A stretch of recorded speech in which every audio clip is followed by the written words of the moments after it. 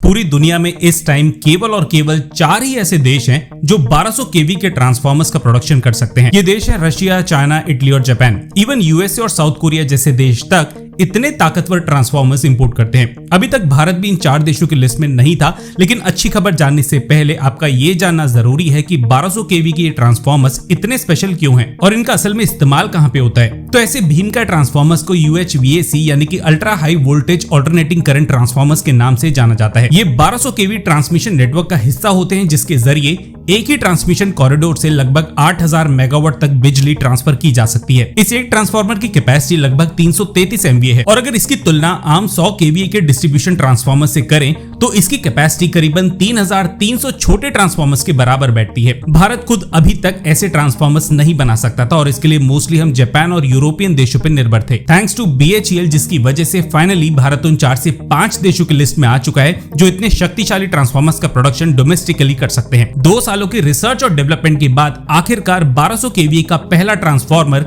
BHEL की Bhopal based unit में manufacture किया जा चुका है और भारत के इस पहले ट्रांसफार्मर को मध्य प्रदेश के बीना में इंस्टॉल किया जाएगा। जो लोग नहीं जानते, भारत आज तक 750 केवी के ऊपर के ट्रांसफार्मर्स नहीं बना सकता था, इसलिए 1200 केवी के ऐसे ट्रांसफार्मर्स को इंपोर्ट करने के लिए 60 से 75 करोड़ रुपए भारत को देने पड़ते थे। लेकिन BHEL की वजह से अब ऐसे ट्रांसफार्मर्स के इंपोर्ट पे रोक लगाई जा सकेगी। देखिए, बहुत बड़ी बात है कि आज की डेट में 50 से 60 देशों को भारत में बने ट्रांसफार्मर्स एक्सपोर्ट किए जाते हैं और इनमें से भी यूएसए भारतीय ट्रांसफार्मर्स का सबसे बड़ा कस्टमर है। भारत में फिलहाल 300 से 400 ऐसे मैन्युफैक्चरर्स हैं जो छोटे और बड़े ट्रांसफार्मर्स का प्रोडक्शन करते हैं और साल भर में भारत के अंदर अराउंड 3 से 4000 ट्रांसफार्मर्स का प्रोडक्शन किया जाता है। लेकिन इसके बावजूद हमें आज भी कुछ देशों से कुछ स्पेशलाइज्ड ट्रांसफार्मर्स इंपोर्ट करने की जरूरत पड़ती है। 1200 केवी के ट्रांसफार्मर्स के प्रोडक्शन में कुछ काफी क्रिटिकल टेक्नोलॉजीज का इस्तेमाल होता है और जो देश ऑलरेडी ऐसे ट्रांसफार्मर्स की मैन्युफैक्चरिंग टेक्नोलॉजी रखते हैं उनसे ट्रांसफर ऑफ टेक्नोलॉजी की उम्मीद नहीं की जा सकती। बात करें BHEL की तो हर साल अकेले ये संस्था 150 से 200 ट्रांसफार्मर्स का प्रोडक्शन करती है और ऑलरेडी 4000 से ज्यादा ट्रांसफार्मर्स डोमेस्टिक और इंटरनेशनल कंपनीज को डिलीवर कर चुकी है। अच्छी बात यह है कि जिस ट्रांसफार्मर को BHEL ने डेवलप किया है उसके लिए हमें किसी भी दूसरे देश की किसी कंपनी की जरूरत नहीं पड़ी और सभी टेक्नोलॉजीज BHEL की R&D टीम ने स्वदेशी तौर पर डेवलप की है। इसलिए जैसे ही इस ट्रांसफार्मर का यूजर ट्रायल पूरा कर लिया जाएगा वैसे ही इस नए ट्रांसफार्मर को एक्सपोर्ट मार्केट के लिए उतार भी दिया जाएगा